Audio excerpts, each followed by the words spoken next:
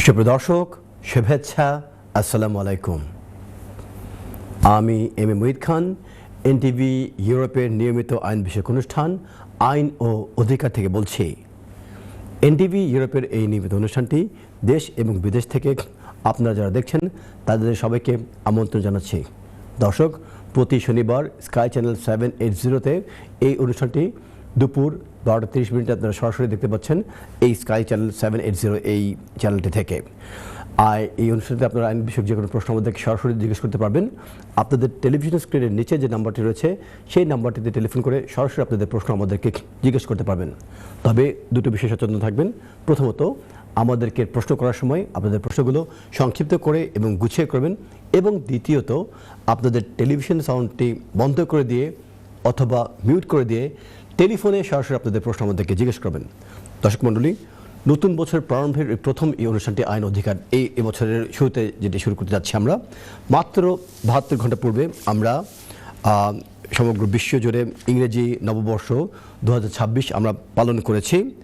নববর্ষের প্রারম্ভে প্রথম লগ্নে পৃথিবীতে যে বিষয়টি দিয়ে শুরু করতে যাচ্ছি সেটা হচ্ছে এরকম যে পৃথিবীতে এমন কোনো আইন এখনও তৈরি হয়নি যে আইনটিকে ব্যবহার করে সন্তানদেরকে বাধ্য করা হবে যে তারা যাতে তাদের পিতামাতাকে যখন তারা বৃদ্ধ হয়ে যাবেন তাদেরকে লুক আফটার করার জন্য, যখন তারা সিকনেস অথবা ইলনেসের কারণে আক্রান্ত হয়ে যাবেন, অসুস্থ হয়ে পড়বেন, তাদেরকে লুক আফটার করার জন্য।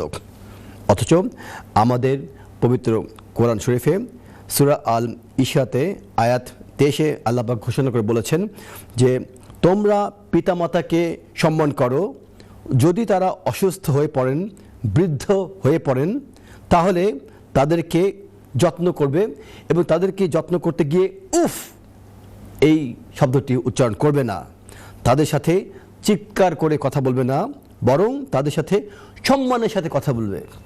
আসুন নতুন বছর প্রারম্ভে পিতামাতার প্রতি আমরা যত্নশীল হয়ে উঠি, দায়িত্বশীল হয়ে উঠি এবং তাদেরকে লুক আফটার করার চেষ্টা করি। চলে যাচ্ছে সরাসরি দর্শক প্রশ্ন। হ্যালো, আসসালামু আলাইকুম। ওয়ালাইকুম সালাম। ভাইয়া, কে বলছেন, কোথা থেকে বলছেন? একটু জোরে প্রশ্ন করুন। ভাইয়া, আমি একটা প্রশ্ন জানতে চাইছি আপনার কাছে, কারণ আপনি উত্তরটা দেন, আমি খুব উপকৃত হব। আমি কিছু আপনি কি শুনতে পাচ্ছেন ভাইয়া?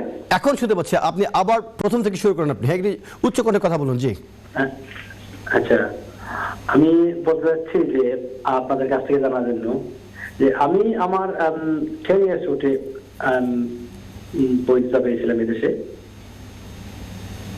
জি বলুন। এই 10 years রুটে আপনি 10 years রুটে কবে পারমিশন পেয়েছিলেন? 2018-তে পেয়েছিলাম। 2018-তে? জি, 2018-তে 10 years রুটে আমি এটা লাস্ট 3 নম্বর বার এক্সটেনশন করেছি। ওরা কতদিন আগে আমাকে জানাইছে ওরা এই বিষয় ইস্যু করছে, কিন্তু ওদের কাছে আমার পাসপোর্টটা রয়ে গেছে। জি, আমি পাসপোর্টটা কিভাবে ওদের কাছে আনাবো? আচ্ছা, প্রশ্ন হচ্ছে আপনি থার্ড এক্সটেনশন যে ওরা যে ইস্যু করেছে ভিসা, এটা কবে ইস্যু করেছে, কবে জানতে পেরেছেন আপনি? 2 সপ্তাহ আগে ইস্যু করছে। ও, 2 সপ্তাহ আগে। আচ্ছা, দুইভাবে পাসপোর্ট প্রিন্ট করা হয়ে থাকে। প্রথমত, তারা সরাসরি আপনার যদি কোন সলিসিটর থেকে থাকেন সেই সলিসিটরের অ্যাড্রেসে পাসপোর্টটি প্রেরণ করবে, অথবা আপনার যে অ্যাড্রেসটি আপনি ব্যবহার করেছিলেন সেই অ্যাড্রেসে পাসপোর্ট প্রেরণ করতে পারে।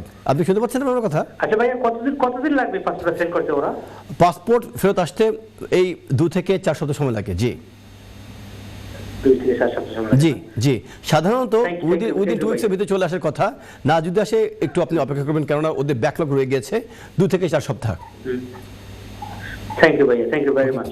আপনাদের অনুষ্ঠান খুব সুন্দর লাগতেছে। আমরা কমিউনিটির মানুষ উপকৃত হব, আর আপনি সুন্দর উপস্থাপনা করার জন্য আপনাকে অনেক অনেক ধন্যবাদ। আপনাকে নতুন বছরের শুভেচ্ছা। মে আল্লাহ ব্লেস ইউ ভাইয়া, ধন্যবাদ। চলে যাচ্ছি পরবর্তী দর্শক প্রশ্ন। আসসালামু আলাইকুম। ওয়ালাইকুম সালাম। ভাইয়া, হ্যাপি নিউ ইয়ার। কে বলছেন, কোথা থেকে বলছেন? হ্যাপি নিউ ইয়ার মোহিত ভাই, কেমন আছেন? জি ভালো ভাইয়া, ভালো আছি। আপনি কেমন আছেন? এই তো আপনাদের ভালো আছেন। জি, আপনার প্রশ্ন করুন প্লিজ। মোহিত ভাই, আমার একটা কোয়েশ্চেন ছিল। আমি অপারেটে, আমার ওয়াইফ দেশে স্কিল ওয়ার্কারে আছেন, তো আমি ওনার ডিপেন্ডেন্ট হিসাবে অ্যাপ্লাই করছিলাম যে আউটসাইড অফ ইমিগ্রেশন রুল। এখন ওইটা রিডিউস করতে ওরা। জি, আমার একটা মেয়ে ছিল, তখন আমার মেয়ের অ্যাপ্লিকেশনটা করছিলাম মায়ের ডিপেন্ডেন্ট হিসাবে, তখন মেয়েরটাও রিপিট করতে আমারটা রিফিউজেবল দেওয়া, তুমি তোমার মেয়েকে নিয়ে দেশে চলে যেতে পারো, কোনো অসুবিধা নেই। বাট আমাকে আপিল রাইট দিচ্ছে, আমার মেয়ের ওইটা আবার রিডিউস করলে ওরা অ্যাডমিন রিভিউ করার সুযোগ দিচ্ছে। তো আমি অ্যাডমিন রিভিউ করছি বা 1 বছর হয়ে গেছে, এখন কোনো রেজাল্ট আসে নাই। আর আমার আপিলটার আসছে, বান্ডেল পাঠাইতে ওরা, হয়তো হিয়ারিং এর ডেট সেপ্টেম্বরে পাবো আশা। তো কি হতে পারে এখন? ধন্যবাদ খুব সুন্দর করে প্রশ্ন জিজ্ঞাসা করার জন্য। আপনার কেসটা কিন্তু হবে article 8 of the European convention of human rights, মানে হিউম্যান রাইটসের কনটেক্সটে আপনার কেসটাকে স্ট্যাবলিশ করতে হবে। আর আপনার মেয়ের যে অ্যাপ্লিকেশনটা, এই যে রিফিউজালটা, এটা ছিল আনফেয়ার। তার কারণ আপনার ওয়াইফ তো এখানে স্কিল ওয়ার্ক ক্যাটাগরিতে, এবং উনি যদি আগের যে ইমিগ্রেশন আইন, নতুন আইন পরিবর্তন হয়ে যাওয়ার আগের যে ইমিগ্রেশন আইনে যদি উনি এসে থাকেন, ওনার বাচ্চা যদি এখানে জন্মগ্রহণ করে থাকে, ওনার বাচ্চা কিন্তু সরাসরি ওনার ডিপেন্ডেন্ট হিসেবে ইংল্যান্ড থেকে অ্যাপ্লিকেশন সাবমিট করতে পারবে। এবং যেহেতু এটা সাবমিট করা হয় নাই, সাবমিট করার পর যেহেতু হোম অফিস রিফিউজ করে দিচ্ছে, আমি দুভাবে উত্তর দিচ্ছি। প্রথমত আপনার বাচ্চাটার উত্তর দিচ্ছে। আপনার বাচ্চাটা অ্যাডমিট রিভিউতে যদি শক্তভাবে আপনি ধরেন যেটা আনফেয়ার এবং এটা ইরেশনাল, এভাবে যদি ধরেন আপনি, বাচ্চার বেস্ট ইন্টারেস্ট যদি রক্ষা করার জন্য যদি আপনি জোরালো সাবমিশন দিয়ে থাকেন, there is a possibility admit review থেকে আপনার বাচ্চার রেমেডি পেয়ে আসবেন। আর যদি অ্যাডমিট রিভিউ থেকে আপনার বাচ্চার যদি রেমেডি না পান, আপনি এটার বিরুদ্ধে জুডিশিয়াল রিভিউ করতে পারবেন। আর অন্যদিকে আপনার যে অ্যাপ্লিকেশনটা, আপনার অ্যাপ্লিকেশনটা একটু মানে স্ট্রেট ফরওয়ার্ড অ্যাপ্লিকেশন না, এটা হিউম্যান রাইটসের অধীনের অ্যাপ্লিকেশন। যত বেশি শক্তিশালী হিউম্যান রাইটসের এলিমেন্টস আপনি এখানে প্রোভাইড করবেন, তত বেশি এখান থেকে আপনি আউটকাম এক্সপেক্ট করতে পারেন। যেহেতু আপনার ওয়াইফ এখানে স্কিল মাইগ্রেন্ট ক্যাটাগরিতে রয়েছে, আপনি কিন্তু সরাসরি আপনার ওয়াইফের যেহেতু সেটেলমেন্ট নেই এবং ইনডেফিনিট ফ্রেমেন্ট নেই অথবা ব্রিটিশ সিটিজেন না, সেই ক্ষেত্রে আপনার যে রাইটসটা কিন্তু সেই শক্তিশালী রাইটস নয়। কিন্তু হিউম্যান রাইটস কিন্তু এই ধরনের আপনার রাইটসকে শক্তিশালী কেনা, অথবা আপনার ওয়াইফকে ব্রিটিশ কেনা, অথবা তার কি রয়েছে কেনা, এগুলিকে কনসিডার করে না। হিউম্যান রাইটস কনসিডার করে আপনার rights as a human being. যদি প্রমাণ করতে পারেন যে আপনি এবং আপনার ওয়াইফের যে মানে পারিবারিক যে বন্ধনটি, এটি জেনুইন, সাবসিস্টিং, এবং যদি এমন কোনো রিজন উত্থাপন করতে পারেন যে রিজনের কারণে আপনি যদি দেশে ফিরে যেতে চান, এটা আপনার জন্য একটা ইনসারমাউন্টেবল অবস্টাকল তৈরি করবে। অর্থাৎ পাহাড় ডিঙিয়ে অতিক্রম করলে যে সমস্যা, সেরকম গুরুতর সমস্যা আপনি ফেস করবেন। আপনার ক্ষেত্রে এটা হতে পারে আপনার বাচ্চা রয়েছে, আপনার ওয়াইফ রয়েছে, এর পাশাপাশি যদি কোনো মেডিকেল হেলথ কোনো গ্রাউন্ডস থেকে থাকে, তখন আর্টিকেল 3 আপনাকে সাহায্য করবে। এবং কম্বাইন্ড আর্টিকেল 3, আর্টিকেল 8 এবং best interest of the child, এটা কিন্তু প্যারামাউন্ট কনসিডারেশন। অন্যদিকে আপনার ওয়াইফ, আপনার বাচ্চা তো দিকে অ্যাপ্লাই করেছে, বাট আপনার সাবমিশনে, আপনার অ্যাপিলে best interest of the child, it is a paramount consideration for any public authority. Home office এরা পাবলিক অথরিটি, এদের দায়িত্ব রয়েছে হোম অফিসের পক্ষ থেকে যে সমস্ত কে সরকার সিদ্ধান্ত নিচ্ছেন, তাদের দায়িত্ব রয়েছে বাচ্চাদের বেস্ট ইন্টারেস্ট মানে এনশিওর করা। বাচ্চাদের বেস্ট ইন্টারেস্ট এনশিওর করার জন্যই কিন্তু আপনারা আপনাদের অ্যাপিলে এই বিষয়গুলি উত্থাপন করবেন। যে কাজগুলি আপনাকে করতে হবে, জিপির কাছ থেকে চিঠি এনে, হসপিটালে থাকে, স্কুল, আপনার বাচ্চা যদি এখন বাচ্চা হয়ে থাকে তাহলে তো স্কুল নেই, বা জিপির কাছ থেকে চিঠি, হেলথ ভিজিটের কাছ থেকে চিঠি, এবং বাচ্চা যদি কোনো ইলনেস সিকনেস থেকে থাকে, সেগুলিকে প্রমাণ করে আপনি যদি এস্টাবলিশ করতে পারেন যে বাচ্চাটাকে আপনি লুক আফটার করছেন, এবং আপনার প্রয়োজন, আপনার ওয়াইফের থাকার ক্ষেত্রে আপনাকে প্রয়োজন, বাচ্চাটার বেস্ট ইন্টারেস্টের জন্য আপনাকে থাকার প্রয়োজন, এইভাবে যদি এস্টাবলিশ করতে পারেন, দের ইজ হাই পসিবিলিটি আপনি কিন্তু অ্যাপিল থেকে একটি আশাজনক আপনি ইনশাল্লাহ ফলাফল পাবেন। আপনার আর কোন প্রশ্ন আছে? না, আমার দুইজন বেবি আমার, একজন 1 বছর আর একজন 3 বছর এখন স্কুলে চলে গেছে। 3 বছরের, তাহলে তো আপনার গ্রাউন্ড আরেকটু শক্তিশালী হয়েছে।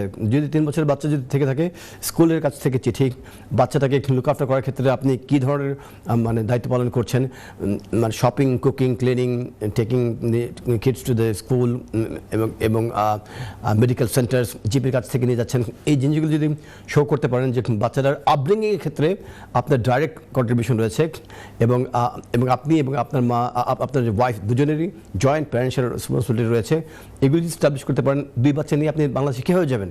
আপনার ওয়াইফ থেকে স্কিল রুট ক্যাটাগরিতে আছে, এবং আপনাকে যদি ফিরে যেতে হয়, তাহলে আপনার ওয়াইফকে ফিরে যেতে হবে। তখন এই যে স্কিল ক্যাটাগরি রুটের যে আপনার ওয়াইফ যেখানে এসছে, এই যে রুটটার ভিত্তিমূলক লাথি মারা হবে। সুতরাং স্কিল ক্যাটাগরিতে যারা আছেন, মানে এমন কোনো আইন কিন্তু সেখানে নেই, বলা হয়নি যে যদি ডিপেন্ডেন্টকে তিনি যদি বিয়ে করেন, ডিপেন্ডেন্ট যদি তার দেশে ফিরে যায়, সেও তার দেশে ফিরে যাবে। এই ধরনের কোনো আইন কিন্তু যুক্তরাজ্যের আইনের ভিতরে নেই। সুতরাং হিউম্যান রাইটসকে ঢাল হিসেবে ব্যবহার করে আপনি রেমেডি পেতে পারবেন আর্টিকেল 8, আর্টিকেল 3। এবং আরেকটা প্রাইভেট লাইফ বলে একটি বিষয় রয়েছে, appendix FM private life PL 5.1 এর অধীনে আপনি যদি স্টাবলিশ করতে পারেন ইনসারমাউন্টেবল অবস্টিকলস, হয়তো বা আপনি ইংল্যান্ডে 20 বছর অবস্থান করেননি, আপনি কত বছর আছেন ইংল্যান্ডে? 10 বছর, 8 ইয়ার্স, তো লেস দেন 20 ইয়ার্স। কিন্তু এই রিজনগুলি যদি স্টাবলিশ করতে পারেন যে এই রিজনগুলির কারণে দেশে ফিরে গেলে আপনার ইনসারমাউন্টেবল অবস্টিকলস হবে, দের ইজ হাই পসিবিলিটি আপনার অ্যাপেল থেকেও আপনি একটি সুখবর পেয়ে যেতে পারেন আপনি ইনশাল্লাহ। ওকে, থ্যাংক ইউ। ওকে, ধন্যবাদ প্রশ্নের জন্য। চলে যাচ্ছি পরবর্তী দর্শক প্রশ্ন। আসসালামু আলাইকুম। হ্যালো, আসসালামু আলাইকুম ভাইয়া, কে বলছেন, কোথা থেকে বলছেন? ওয়ালাইকুম সালাম ভাইয়া, happy new year 2026। I am fine, how are you? Who is this man? Who are you? Private Pagna. কে মাত্রা? খাই মাত্রা? Private Pagna. Hello Hello, Mama. মামা, are you Rohel? Yes, Mama. How are you? হ্যাঁ, আসসালামু আলাইকুম মামা, কনগ্রাচুলেশন মামা, নতুন বছরের প্রথম দিনে তোমাকে আবার শুভেচ্ছা মামা, আল্লাহ পাক তোমার জীবনকে গড়ে দিয়েছেন মাশাআল্লাহ। Thank you, Mama. I love you. I just call you. I just let you know. Mama. Thank you so much. I love you too, Mama. Would you want to say something to the viewers? Any message for the viewers? Hey, Like the way you everyone- suffered and how we everyone- overcome in that journey, and do you have any lessons to share with the community? Because there are a lot of people who are suffering, I mean, the way you have suffered. If you can say a little bit about your sufferings and how you have overcome, it might help the other people to wake up. Sure. Definitely, Mama. Definitely. Would you want to say Thank something? you so much, man. Mama? Would you want to say something to the viewers? Yeah. I'm gonna say everyone to. He's an amazing guy. He's very honest guy and so helpful for everything. No, So- I'm not the man, but I try to be the man. And everyone go to my mama. He's gonna help you out for everyone, inshallah. He's an amazing guy. No. He loves me too I love much it. now. He loves me too much. His wife has become my real bhagni now, mashallah. And he has recently become father of a child, right? Yep. May Allah bless you, the child and your wife, Mama. Thank you, Mama. Okay. Assalamu alaikum. ওয়ালাইকুম সালাম, thank you. যে কলারটি একটু আগে আমাকে phone দিয়েছিলেন, এটি মাত্র গতকাল আমি অফিস থেকে এটি সুখবর পেয়েছি যে নন উইনেবিলিটি কেসে, হিউম্যান রাইটস কেসের ক্ষেত্রে আল্লাহ পাক রহমত দিয়েছিলেন আমার ভাগনাকে সাহায্য করার জন্য। ভাগনার সাথে তার ওয়াইফ ছিল এবং ওপেন কোর্ট থেকে সেই কেসটিকে আল্লাহ পাকের রহমতে আমরা উইন করে নিয়ে এসেছিলাম under article 8 of the European convention human rights. Human রাইটসের অধীনেও যে আপনার অ্যাপিল অ্যালাউড হয়, এই ভাগ্নে এবং তার অ্যাপিলটির সেটির জ্বলন্ত প্রমাণ বহন করে। তো সেক্ষেত্রে যে কোনো অ্যাপ্লিকেশনকেই যখন আপনি সাবমিট করবেন, অ্যাপিলও যদি কোর্টে গিয়ে উপস্থাপন করেন, এই বিষয়গুলোকে ইমিগ্রেশন জাজ within the rules outside the rules consider করতে পারে। চলে যাচ্ছে সরাসরি দর্শক প্রশ্ন। হ্যালো, আসসালামু আলাইকুম। হ্যাঁ, ওয়ালাইকুম আসসালাম ভাই, আমি একটা লাইনে অপেক্ষা করতেছি। ওরে বাবা, আপনি তাহলে অনেকক্ষণ কষ্ট করেছিলেন। প্রথমে আপনাকে হ্যাপি নিউ ইয়ার। আরেকজনের সাথে কথা বলতে আমি শুনতে পাচ্ছি। আচ্ছা, বুঝলাম না এদের। আপনি আপনার প্রশ্নটি করুন প্লিজ। একটা লাইনে হোল্ড করে রেখে কি করে আমি বুঝলাম না। না, একসাথে অনেকগুলি ফোন আসে ভাইয়া, তো আপনি কষ্ট করে আপনার প্রশ্নটি জিজ্ঞেস করুন কেন। আপনার ব্যাকগ্রাউন্ড সাউন্ড হচ্ছে, আপনি আপনার রুম থেকে অন্য রুমে চলে যান অথবা টেলিভিশন সাউন্ড মিউট করে দেন কেন, নয়তো ইকো হবে, সাউন্ড শুনতে পাবেন না আপনি। হ্যালো, হ্যাঁ এখন ক্লিয়ার, বলুন। এটা সাইন করে দিব? না, আমি বললাম যে আপনার টেলিভিশনের সাউন্ড একটু ইকো বন্ধ করে দেন, টেলিফোনে কথা বলুন, নয়তো ইকো হবে। হ্যাঁ, এখন কথা বলুন ভাইয়া, নয়তো আপনি পাশের রুমে চলে যান, নয়তো এই সাউন্ড ইকো হচ্ছে।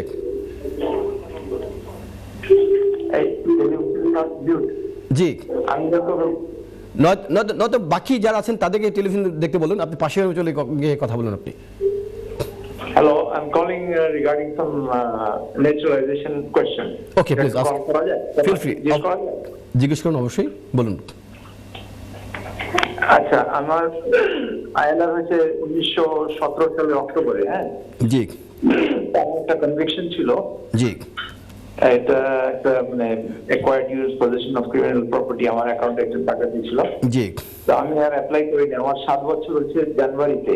জি তো আমি যদি এখন অ্যাপ্লাই করি, আর আমার একটা সিসিজে আছে, জি অনলাইন ফ্রডে আমাকে স্ক্যাম করেছিল, জি। তো ওইটা আছে। এই দুটো থাকা অবস্থা আমি যদি অ্যাপ্লাই করি, জি। What's the chance I have that I can get my naturalisation? ধন্যবাদ প্রশ্ন জিজ্ঞেস করার জন্য। সম্ভাবনা কতটুকু? এটার সাথে আনফর্চুনেটলি গুড ক্যারেক্টার বলে একটি নতুন রিকোয়ারমেন্টস এসছে, এটি কানেক্টেড। যখন কোনো অ্যাপ্লিকেন্ট যদি কোনো অ্যাপ্লিকেশন সাবমিট করেন ফর ন্যাচারালাইজেশন, আপনার ক্ষেত্রে দুটো জিনিস, একটা কনভিকশন ছিল আর একটা ছিল আপনার সিসিজে, অনলাইন ফ্রড জনিত কারণে। যাদের ইভেন জাস্ট ওভারস্টে করেছিলেন অথবা অবৈধ পথে যুক্ত এসেছেন বা তাদের ডেফিনেট রিলিফ পেমেন্ট দেওয়া হয়েছে, তারাও যখন ন্যাচারালাইজেশন অ্যাপ্লিকেশন সাবমিট করেছেন তাদের ক্ষেত্রে কিন্তু এখন রিফিউজাল চলে আসছে। আর আপনার ক্ষেত্রে এটা কিন্তু ভয়াবহ, আপনার আগে ছিল কনভিকশন আর আপনার ছিল আগে অনলাইন ফ্রড। তাহলে এখন হাউ টু ওভারকাম? সেক্ষেত্রে আপনি যদি কমিউনিটির ভিতরে আপনি 7 ইয়ার্স আপনার অলরেডি আপনি পার করে দিয়েছেন, আপনি যদি প্রমাণ করতে পারেন যে from the date of the offence until now আপনি আর কোনো অফেন্স করেননি এবং you are clean person now, এবং আপনি যদি সিনসিয়ার অ্যাপোলজি সিক করবেন হোম অফিসের কাছে, এবং এর পাশাপাশি যদি ভলেন্টারিতে কোনো কাজ করে থাকেন কমিউনিটির ভিতরে ভলেন্টারি কোনো কন্ট্রিবিউশন থেকে থাকে, এবং আপনি যদি প্রমাণ করতে পারেন যে you have become a clean person, clean heart, এবং এর পাশাপাশি যারা রেকগনাইজ, যার ব্যক্তিত্ব রয়েছেন কমিউনিটি এবং কমিউনিটির বাইরে, তাদের কাছ থেকে কিছু রেফারেন্স লেটার নিয়ে আপনি হোম অফিসের কাছে কিন্তু অ্যাপ্লিকেশন সাবমিট করতে পারবেন। মনে রাখবেন যে এই ন্যাচারালাইজেশন অ্যাপ্লিকেশনগুলো গ্রান্ট করবে কি করবে না, এটা কিন্তু ডিসক্রিশনারি পাওয়ার। এটা কিন্তু ইচ্ছা করলে রিফিউজ করে দিতে পারে, ইচ্ছা করলে অ্যালাউ করতে পারে। সেক্ষেত্রে আপনাকে যেটি করতে হবে, খুব শক্তিশালী অ্যাপ্লিকেশন সাবমিট করতে হবে, শক্তিশালী সাবমিশন দিতে হবে to defend your good character, to establish your good character. আর যে কারণে আপনার আগের কনভিকশন ছিল সেই কারণটিকে ব্যাখ্যা দিয়ে দেবেন। হয়তো বা আপনি যে কারণে আপনি আগের কনভিকশনের রিজনটি ছিল, ব্যাকগ্রাউন্ড যদি ব্যাখ্যা দিয়ে বলতে পারেন যে এই কারণে আপনি হয়তো বা আপনার কনভিকশন হয়ে গিয়েছিল, বাট মানে সেই জন্য আপনি সিনসিয়ার অ্যাপোলজি সিক করছেন। আর কাউন্ট কোর্ট জাজমেন্ট, এটা নিশ্চয়ই আপনার বিরুদ্ধে অনলাইন ফ্রডের যে কথা বলেছেন, যদি আপনি নিজে ইনভলভ হয়ে থাকেন সেই ফ্রডের ক্ষেত্রে, তাহলে কিন্তু আপনি সিনসিয়ার অ্যাপোলজি সিক করবেন। আর যদি অন্য কোনো ব্যক্তি আপনার আইডি ব্যবহার করে এই ফ্রডটা করে থাকে, সেটার ব্যাখ্যা দিয়ে দেবেন। ব্যাখ্যা দিয়ে আপনি সিনসিয়ার অ্যাপোলজি ক্লেম করবেন। আপনি দুটো জিনিস করবেন। প্রথমত আপনি একটা স্টেটমেন্ট দেবেন, স্টেটমেন্টের ভেতরে আপনি বলে দেবেন যে কেন আপনি সিনসিয়ার অ্যাপোলজি সিক করছেন, কেন আপনি you have become a person with good character. এর পাশাপাশি একটি কাভারিং লেটার দিয়ে দেবেন, যে কাভারিং লেটারে আপনার হিউম্যান রাইটসের যে আইনগুলি রয়েছে, গুড ক্যারেক্টার সংক্রান্ত বিষয়ে যে লিডিং কেস লগুলি রয়েছে, সেই কেস লয়ের প্রিন্সিপালসগুলো সাইড করে দিয়ে আপনি এস্টাবলিশ, যদি আর এর পাশাপাশি যদি আপনি কোনো ব্রিটিশ সিটিজেনকে বিয়ে করে থাকেন, আপনার যদি বাচ্চা কাচ্চা থেকে থাকে, আপনার যদি প্রাইভেট লাইফ এখানে এস্টাবলিশ হয়ে থাকে, সেই এভিডেন্সগুলো সাবমিট করবেন। এবং কোনটা আপনাকে কীভাবে সাহায্য করবে ইউ নেভার নো। এটা যে কিউমুলেটিভ ইফেক্ট, এটা তখন আপনাকে সাহায্য করবে অ্যাপ্লিকেশনের ক্ষেত্রে, মানে সাকসেসফুল হওয়ার ক্ষেত্রে। আর কোনো প্রশ্ন আছে আপনার? আমি এইটা কেউ বলতেছে 10 বছর অপেক্ষা করতে হবে, এইটা কি সত্যি নাকি? আমার ক্ষেত্রে এটা হবে, যেটা আমার 7 months suspended prison to 18 months। আমার এর মধ্যে কোনো আল্লাহর রহমতে কোনো ক্রিমিনাল কনভিকশন নাই। আমি ফুল পার্ট টাইম কাজ করি এবং মেইনটেইন ওয়েলথিং। আমাকে ইমাম সাহেব কাগজপত্র দিয়েছিল, ক্যারেক্টার সার্টিফিকেট, আর দরকার হলে আমি বন্ধু বান্ধব যারা বিজনেসম্যান আছে তাদের দিতে পারি। হ্যাঁ হ্যাঁ। এবং ডিবিএস যে রিপোর্টটা এই বছরে জানুয়ারির পরে আমার যখন 7 বছর হয়ে যায়। জি, আপনি একটু, আমি তো আপনার অফিসের নেচারটা জানি না, আপনি চেকবেক করে দেখবেন যে রিহ্যাবিলিটেশন অফ অফেন্ডার্স অ্যাক্ট, এটার আন্ডারে আপনার কনভিকশন স্পেন্ড হয়ে গিয়েছে কিনা। যদি স্পেন্ড হয়ে যায় 7 বছর পর, আপনি ওই আইনের ধারাটা ব্যাখ্যা দিয়ে দেবেন যে এই প্রভিশনের আন্ডারে আপনার কনভিকশনটা এখন স্পেন্ড হয়ে গিয়েছে, এবং আপনি সিনসিয়ার অ্যাপোলজি সিক করবেন আপনি। এবং আমি আশা করি আপনি যে কথাগুলো বললেন এই বক্তব্য অনুযায়ী যদি আপনি প্রয়োজনীয় এভিডেন্স সাবমিট করতে পারেন, আর আমি যেভাবে আপনাকে বললাম আমার কথা অনুযায়ী আপনি যদি আরও অ্যাডিশনাল ডকুমেন্টসগুলো সাবমিট করতে পারেন, ইনশাল্লাহ আপনি সাকসেসফুল হয়ে যাবেন ইনশাল্লাহ। বাট আগে চেকবেক করে দেখবেন আপনার কনভিকশনটা স্পেন্ড হয়েছে কিনা। আচ্ছা আচ্ছা আচ্ছা, ঠিক আছে। আপনাদের অফিসটা কোথায়? আর এটা তো অনলাইনে আমরা আসছি আপনাদেরকে সাহায্য করার জন্য, মানে তথ্য দিয়ে। আর যদি আমাদের কোনো ফার্দার সাহায্য প্রয়োজন হয়, আপনি আমাদের কন্ট্রোল রুমের দায়িত্বে নিয়ে নিজেদের ভাই বোনেরা রয়েছেন, ফোন দিলে, নাম্বার তো আপনার কাছে আছেই, ওনারা আপনাকে আমার মোবাইল নাম্বার দিয়ে দেবে, এবং তখন আপনাকে ফার্দার সাহায্য করার চেষ্টা করবেন ইনশাল্লাহ। ধন্যবাদ। চলে যাচ্ছি পরবর্তী দর্শক প্রশ্ন। আসসালামু আলাইকুম। জি আসসালামু আলাইকুম ভাই সাহেব, আমি জানতাম ইনফরমেশন একটা ইমিগ্রেশন। থ্যাংক ইউ ভাইয়া। আপনি একটু টেলিফোনটা মুখের কাছে এনে কথা বলুন প্লিজ। জি জি, কেমন আছেন আপনি? Happy new year. Happy new ইয়ার। আসসালামু আলাইকুম। ওয়ালাইকুম সালাম। জি বলুন। জি, আমি দেশনে করেছিলাম একটা MN1 অ্যাপ্লিকেশন, আমার পোস্টাইল লাগে, তো আমার বাপর আন্ডারে আমি ইসলাম ব্রিটিশ ডিসেন্টে, তো আমি গেলাম ডিসেন্ট হয়ে আমি করছিলাম, অ্যাপ্লাই গেল করা বাদে গেল, তারা মারিছে রিফিউজ। এবলা গেল এবলা আমি আইছি লন্ডন আর জি। নতুন করে এলাম তো এবলা করিতে পার আমি পারতাম না আমার ওন সিটিজেনশিপ সার্টিফিকেট আনতাম আমার এক ল্যাপটা আমার আব্বাই তো আন্ডার তো আমি এবলা পারতাম না আমার আমি আমার সেলফোন লাগে একটা না তোমার প্রপার্টি লোকালক করতাম। বর্তমানে আপনার স্ট্যাটাস কি? যে আপনি বর্তমানে কোন স্ট্যাটাস আছেন? আপনাকে ইনডেফিনিট কি আছে আপনার এখন? আমার আমি গেলাম বাংলাদেশ না আমার গেল দুইটা পুরি ছোট একটা হয়েছে নয়। আমি আমি আমি সেটা বুঝছি। আমি বললাম যে আপনি কি ব্রিটিশ নাকি এখন ব্রিটিশ হন নাই? জয় জয় জয় আমি গেলাম ব্রিটিশ হয়েছে আমার বাপুর আন্ডারে ডিসেন্টে। আচ্ছা জি জি হ্যাঁ বুঝতে পেরেছি আমি। তো আপনার বাচ্চারা কিন্তু সরাসরি কিন্তু ব্রিটিশ হবে না। সরাসরি ব্রিটিশ হইতো না। জি না না না না আমি দুঃখিত, আমি আপনাকে মিসগাইড করতে চাচ্ছি না। আপনার বাবা মা কি ব্রিটিশ ছিলেন? আমার আব্বা ব্রিটিশ আসলা। আচ্ছা মানে আপনি কি আপনার বাবা ব্রিটিশ হওয়ার পর জন্মগ্রহণ করেছিলেন? জয় জয় আমার আব্বা ব্রিটিশ হয়েছিলাম নভেম্বর 3 তারিখ 1966। জি এর বাদে আমি আমার আব্বার আন্ডারে ব্রিটিশ। তাহলে আপনি ব্রিটিশ, তাহলে আপনার বাচ্চা কাছে ব্রিটিশ হয়ে যাবে, তো সমস্যাটা কোথায়? জি জি আমি ডিসেন্টে British.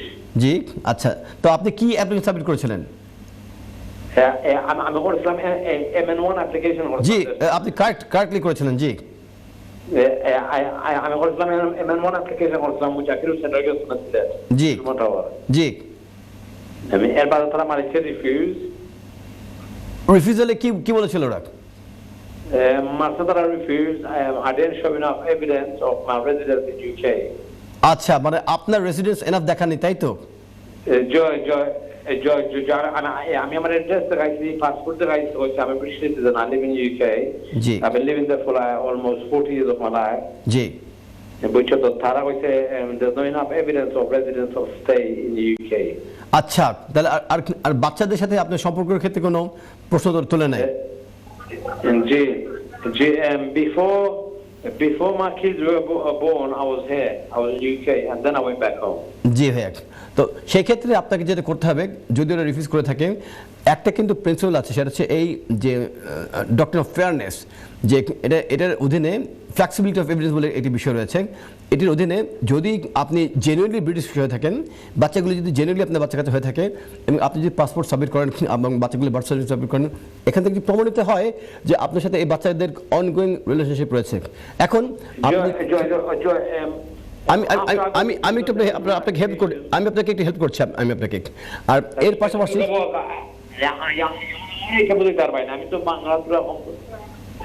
say hello, do you want me to speak in English?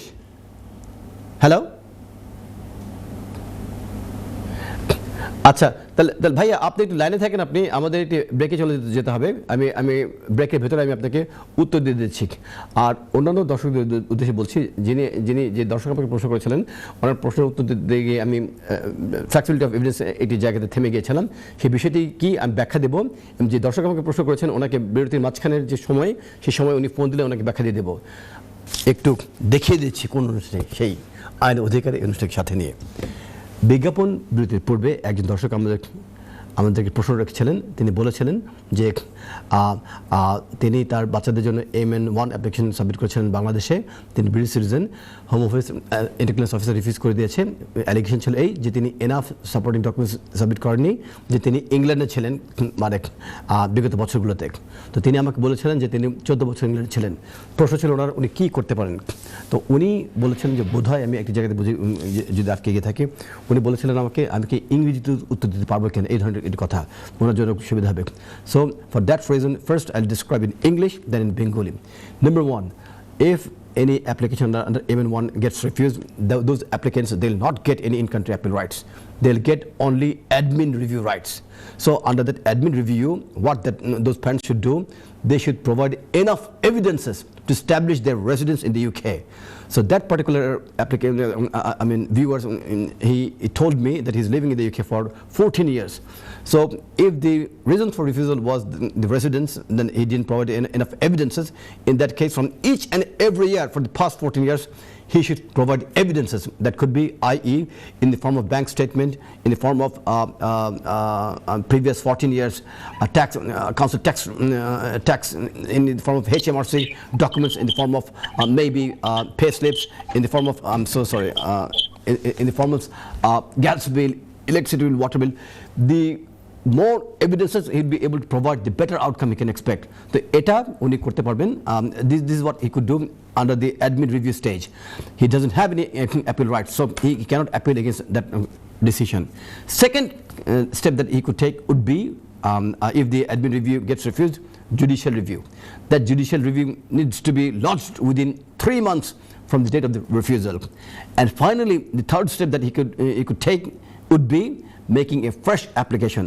যে কারণে the reasons which were given in the previous refusal letter, he should tackle all those reasons and provide more stronger documentary evidences to get a decision that will help the children to come to the UK under MN1 form. ধন্যবাদ। তো এটা বাংলাতে বলে দিচ্ছি, এই পিতা এখন যে কাজটি করতে পারেন, যেহেতু MN1 অ্যাপ্লিকেশন ফর্ম রিফিউজ হয়ে গেছে, অ্যাপ্লিকেশনগুলো রিফিউজ হয়ে গেছে, এক্ষেত্রে তাকে কোনো ইন কান্ট্রি অ্যাপিল রাইটস দেওয়া হবে না।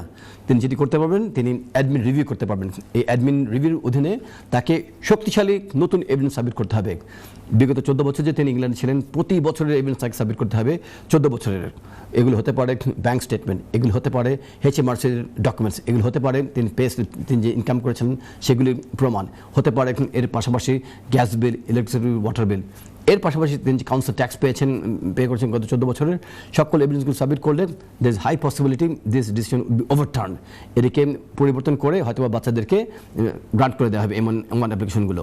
আর এটি যদি না হয়, এটিতে তিনি যদি ব্যর্থ হন অ্যাডমিন রিভিউ স্টেজে, তখন তিনি এই সিদ্ধান্তের বিরুদ্ধে জুডিশিয়াল রিভিউ করতে পারবেন। তবে তাকে মনে রাখতে হবে, জুডিশিয়াল রিভিউ তিনি যদি করেন, তাকে 3 মাসের ভিতরে করতে হবে from the date of the refusal. আর থার্ড যে স্টেপটি তিনি নিতে পারেন সেটা হচ্ছে ফ্রেশ অ্যাপ্লিকেশন। পুনরায় নতুনভাবে তিনি MN1 অ্যাপ্লিকেশন ফর্ম তিনি সাবমিট করতে পারবেন।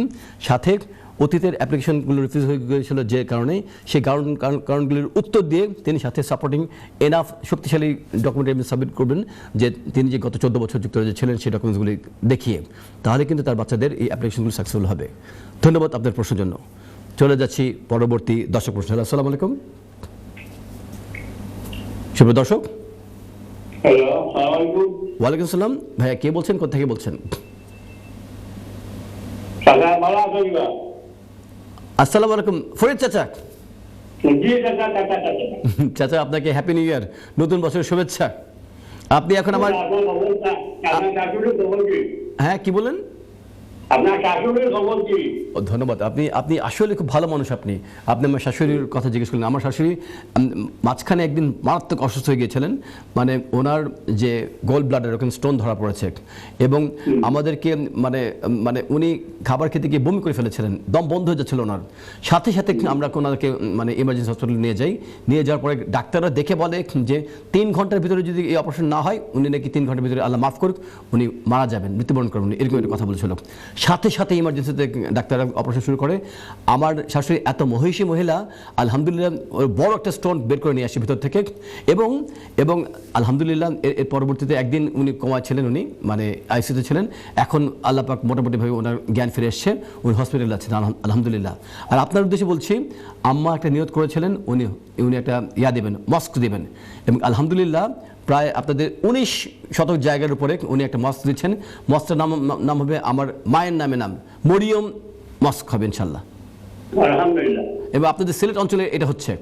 মানে এখন কিন্তু চাচা আপনি দেখবেন আমাদের আশেপাশে আমরা অনেকে কিন্তু মস্ক দিই। আমরা কি করি, চাচার কাছ থেকে টাকা নেই, বাবার কাছ থেকে টাকা নেই, বন্ধুদের কাছ থেকে টাকা নেই, বাট আমরা কিন্তু নামটা কামানোর অপচেষ্টা করি আমরা। আর আমার শাশুড়ি আম্মা তিনি নিজে 1.5 কোটি টাকা খরচ করে এই মস্কটা করছেন। অলরেডি ল্যান্ড রেজিস্ট্রেশন হয়ে গেছে চাচা। আমি আপনাকে আমার শাশুড়ির কথা বলার জন্য আপনাকে ধন্যবাদ। আমার শাশুড়ির জন্য দোয়া করবেন। আর আপনি জানেন আমি কীভাবে প্র্যাকটিস করি। আমি যখনই কোনো নিউজ আসে সাথে সাথে আমি কমিউনিকেট করি। এখন আপনার কাছ থেকে আপনার বিষয়ে কোনো মানে নিউজ আসেনি, আমি এই কারণে আপনাকে বিরক্ত করিনি। বাট আমার অফিসে যদি চলে আসেন, আপনি নতুন বছর তো এসে আমার সাথে কোলাকুলি করলেন, হ্যান্ডশেক করলেন, কথাবার্তা বললাম, চাটা খেলাম আমরা, তারপর আমি আবার একটা চেক ব্যাক করে আমি আপনাকে ফার্দার একটা আপডেট দিয়ে দিলাম। আপনার মনে শান্ত হয়ে যাবে ইনশাল্লাহ। আপনি নেক্সট উইক চলে থ্যাংক ইউ। আমার শাশুড়ির জন্য দোয়া করেন। আমার ওয়াইফ খুব কষ্ট করছে বাচ্চাগুলোকে নিয়ে, প্রতিদিন সে দৌড়াদৌড়ি করছে হসপিটালে, এবং আপনি আমার ওয়াইফের জন্য বাচ্চাগুলোর জন্য দোয়া করবেন কাইন্ডলি। থ্যাংক ইউ চাচা, ধন্যবাদ জিজ্ঞেস করার জন্য।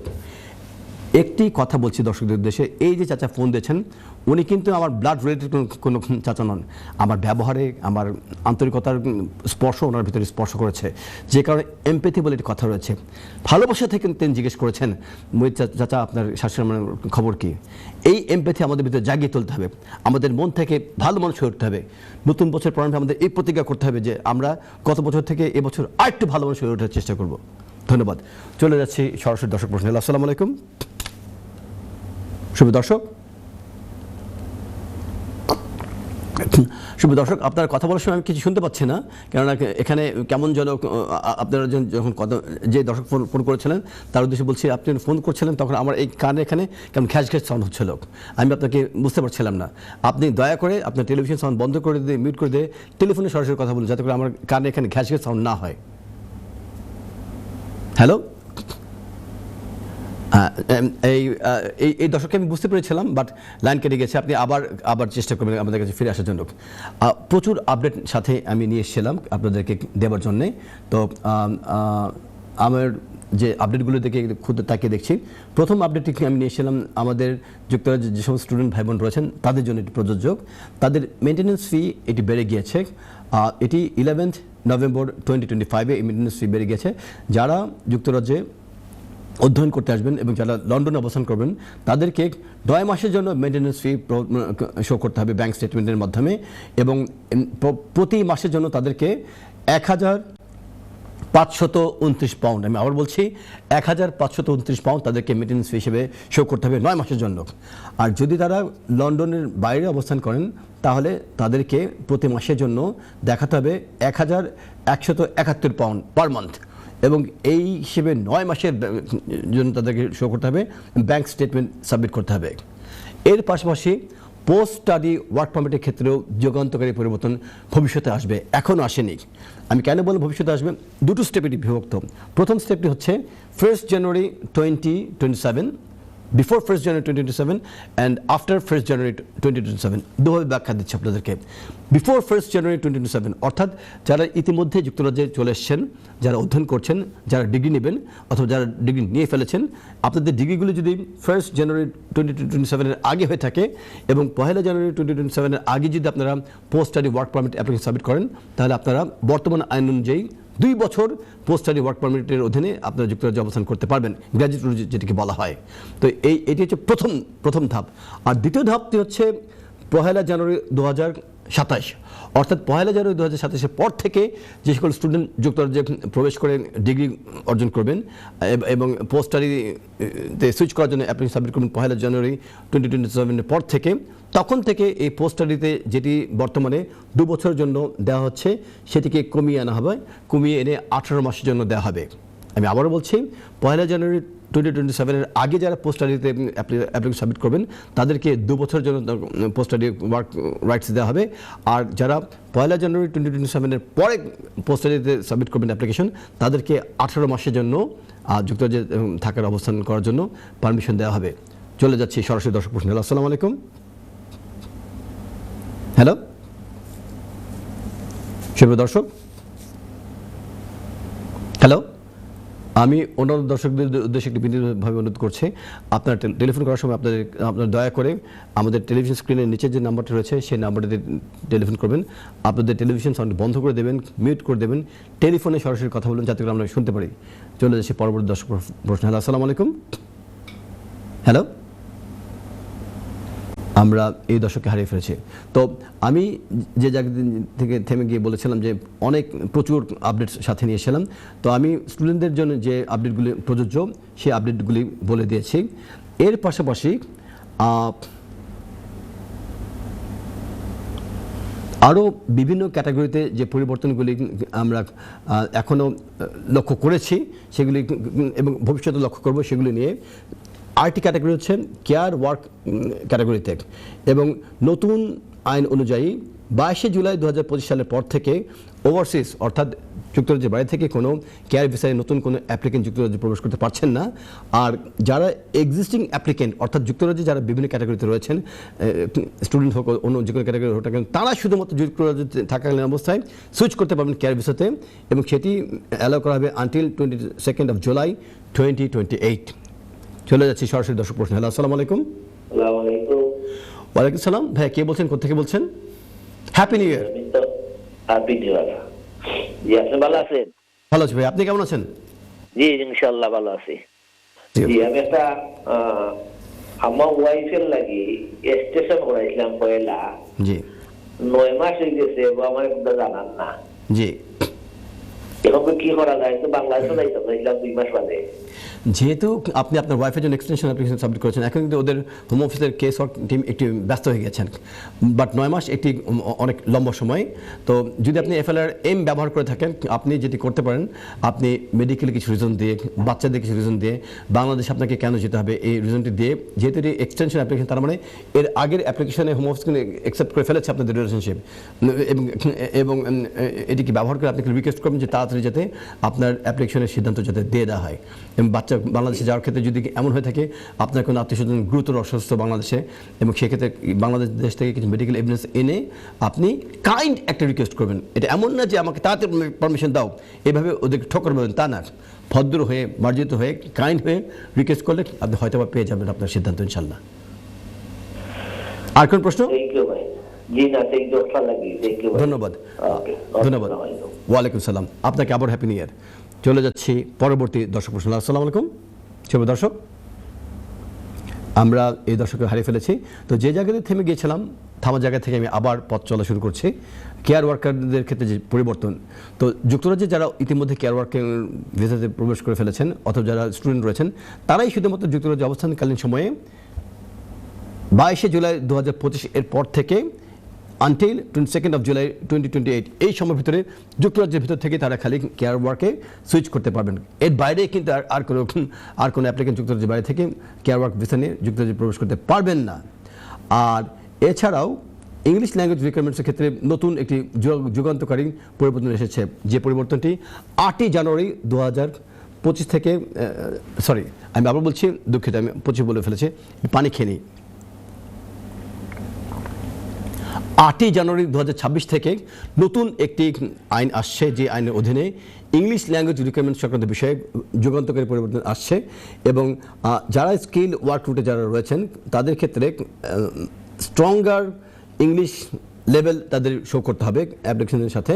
সেটা হচ্ছে B2 লেভেলের, অর্থাৎ নতুন যারা অ্যাপ্লিকেশন সাবমিট করবেন স্কিল ক্যাটাগরিতে, স্কিল ওয়ার্কার ক্যাটাগরিতে, তাদেরকে অবশ্যই 8 জানুয়ারি 2026 এই তারিখের পর থেকে B2 লেভেলের, অতীত আইনের অধীনে তাদেরকে B1 লেভেলের ইংলিশ ল্যাঙ্গুয়েজ টেস্ট পাস করলে হয়ে যেত, বাট নতুন আইনের অধীনে তাদেরকে অবশ্যই B2 লেভেলের টেস্ট তাদেরকে পাস করতে হবে।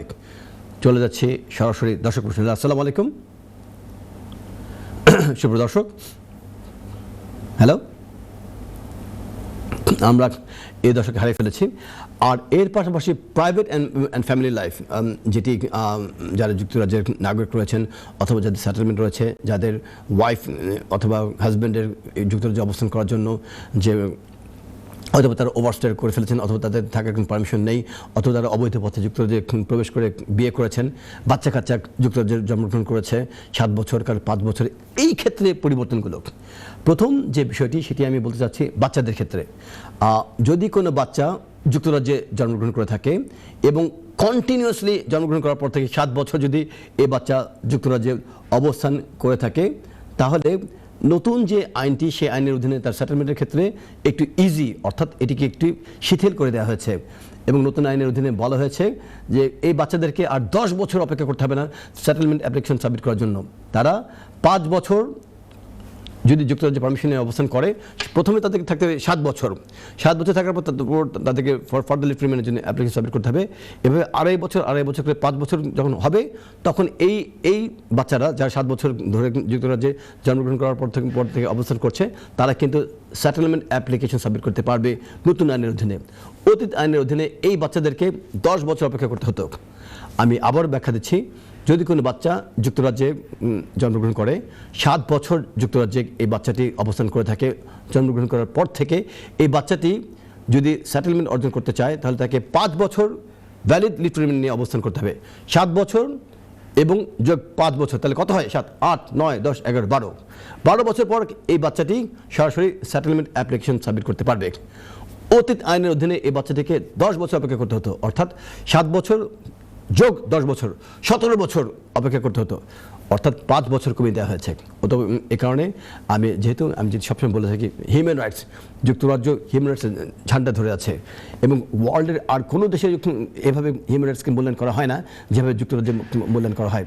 আমি প্রতিনিয়ত কোর্টে মুভ করছি এবং যখন আমি হিউম্যান রাইটসের সাবমিশনগুলি করি জাজরা মন্ত্রমুগ্ধ হয়ে শোনে এবং হিউম্যান রাইটসের অধীনেও এদেশে যদি কোনো case within the immigration rules যদি ফিট না হয় বাট স্ট্রঙ্গার যদি হিউম্যান রাইটসের আর্গুমেন্ট থেকে থাকে, এদেশের মানবতার যে ঝান্ডা বহনকারী যুক্তরাজ্য যে ব্যবস্থা গড়ে উঠেছে, বিচার ব্যবস্থা, প্রশাসনিক ব্যবস্থা, এরা কিন্তু এখনও এই হিউম্যান রাইটসকে মূল্যায়ন করে।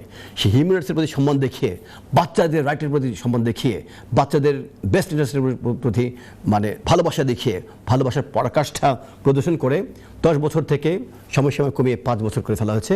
একটি বাচ্চা 7 বছর যদি যুক্তরাজ্যে জন্মগ্রহণের পর থেকে ক্রমাগতভাবে যে 7 বছর অপেক্ষা করে জন্মগ্রহণ করার পর থেকে সেই বাচ্চাটি 5 বছরের valid leave to remain permission নিয়ে সরাসরি সেটেলমেন্ট অ্যাপ্লিকেশন সাবমিট করতে পারবে। সেজন্য আমি যুক্তরাজ্য সরকারকে, প্রশাসনকে আমার পক্ষ থেকে, এনটিভির পক্ষ থেকে এবং আইন ও অধিকার এই অনুষ্ঠানটি এবং আমাদের যারা মেম্বার্স রয়েছে এনটিভির পরিবারের তাদের পক্ষ থেকে ধন্যবাদ জানাচ্ছি। এটি হচ্ছে একটি বাচ্চাদের ক্ষেত্রে আপডেট। এছাড়াও আরও কিছু পরিবর্তন রয়েছে যেগুলো ইয়াং অ্যাডাল্টদের ক্ষেত্রে প্রযোজ্য। ইয়াং অ্যাডাল্ট এরা কারা? যাদের বয়স 18 থেকে 24 বছর বয়স, যারা যুক্তরাজ্যে প্রবেশ করেছিল যখন তারা বাচ্চা ছিলেন, 18 বছরের নিচে ছিলেন এবং তারা যদি হাফ অফ দেয়ার লাইফ, অর্থাৎ যদি কোনো বাচ্চা 10 বছর বয়সে যুক্তরাজ্যে প্রবেশ করে থাকে, 20 বছর যদি সে যুক্তরাজ্যে থাকে তার মানে 10 বছর সে যুক্তরাজ্যে ছিল, হাফ অফ হিজ লাইফ। এই ধরনের কোনো বাচ্চা যদি থেকে থাকে, অতীত আইনের অধীনে এই বাচ্চারা যখন তাদের হাফ অফ দি লাইফ যুক্তরাজ্যে হয়ে যেত, মানে 20 বছরের মাথায় অ্যাপ্লিকেশন সাবমিট করলে তাদেরকে 2.5 বছর করে 10 বছর অপেক্ষা করতে হতো। অর্থাৎ 20 বছরের যে বাচ্চাটি তাকে 30 বছর অপেক্ষা করার পর সে সেটেলমেন্ট অ্যাপ্লিকেশন সাবমিট করতে পারত। এদের ক্ষেত্রেও পরিবর্তন আনা হয়েছে এবং বলা হয়েছে এরা এই ইয়াং অ্যাডাল্টরা তারা যদি half of their life complete করার পর তারা যদি ভ্যালিড লিভ টু রিমেইন নিয়ে যুক্তরাজ্যে অবস্থান করে এবং 5 বছর যদি তারা ভ্যালিড লিভ টু রিমেইন নিয়ে যুক্তরাজ্যে অবস্থান করেন, তাহলে 5 বছর পর তারা সরাসরি সেটেলমেন্ট অ্যাপ্লিকেশন সাবমিট করতে পারবে। তার মানে যে বাচ্চাটির বয়স হয়েছে 20 বছর এবং অতীত আইনের অধীনে তাকে 10 বছর পারমিশন নিয়ে থাকতে হতো সেটেলমেন্ট অ্যাপ্লিকেশন সাবমিট করার জন্য, তার মানে এই বাচ্চাটিকে 30 বছরের মাথায় গিয়ে 30 ইয়ার্স 30 বছর মাথায় গিয়ে বাচ্চাটিকে সেটেলমেন্ট অ্যাপ্লিকেশন সাবমিট করতে হতো। সেই বাচ্চাটিকে এখন 30 বছর অপেক্ষা করতে হবে না। যখন তার বয়স হবে 25 বছরের মাথায় গিয়ে সে সরাসরি সেটেলমেন্ট অ্যাপ্লিকেশন সাবমিট করতে পারবে। এটিও আরেকটি মানবতার প্রতি শ্রদ্ধার পরাকাষ্ঠা প্রদর্শন করেছেন যুক্তরাজ্য সরকার। সেই কারণে সরকারকে আমি ধন্যবাদ জানাচ্ছি আমার পক্ষ থেকে, এনডিবির পক্ষ থেকে, আমার কমিউনিটির পক্ষ থেকে ধন্যবাদ। চলে যাচ্ছি সরাসরি দর্শক প্রশ্নে। হ্যালো, আসসালামু আলাইকুম শুভ দর্শক। আমরা বাকি দর্শকদেরকে বিনীতভাবে অনুরোধ করছি আমাদেরকে যখন ফোন দেবেন আপনাদের টেলিভিশন সাউন্ডটি বন্ধ করে দিয়ে মিউট করে দিয়ে টেলিফোনে সরাসরি প্রশ্ন করবেন, নয়তো আমাদের ইকো সাউন্ড হয়, আমরা শুনতে পাই না এবং আপনারাও শুনতে পাবেন না এবং অ্যাজ এ মেকানিক্যাল ফেলিওর হওয়ার কারণে অন্যান্য দর্শকরা ফোন দিলে তারাও আমাদের এই মূল্যবান সময় যাদেরকে একটু দিক প্রদর্শন করে সাহায্য করতে পারতাম সেই সাহায্য থেকে পাওয়া থেকে তারা বঞ্চিত হয়ে যাবেন। চলে যাচ্ছে পরবর্তী দর্শক প্রশ্ন। আসসালামু আলাইকুম শুভ দর্শক, আমরা এই দর্শক হারিয়ে ফেলেছি। এর পাশাপাশি আরও অনেকগুলো পরিবর্তন এসেছে প্রাইভেট লাইফের অধীনে। আরেকটি পরিবর্তন হচ্ছে স্ট্রিক্ট সুইটেবিলিটি রুলস, যেটি 2025-এর শেষ অর্ধে একটি স্ট্রিক্ট পলিসি নিয়ে আসা হয়েছে। দর্শকরা হচ্ছে আমার অনুষ্ঠান প্রাণ। দর্শক প্রশ্নে চলে যাচ্ছে। হ্যালো, আসসালামু আলাইকুম। হ্যালো, আসসালামু আলাইকুম সুপ্রিয় দর্শক। হ্যালো, আসসালামু আলাইকুম। ওয়ালাইকুম সালাম। ভাই কে বলছেন, কোথা থেকে বলছেন? সরি, আমি আপনার সাথে কথা বলতেছি। আমি আপনার চেম্বারের নাম্বারটা দিচ্ছিলাম। আপনি কি সেই বাবা যার বাচ্চারা বাংলাদেশে আছেন? না জি না, আমি না। আপনি কি বলছেন তাহলে? কোন প্রশ্ন ছিল ওটা?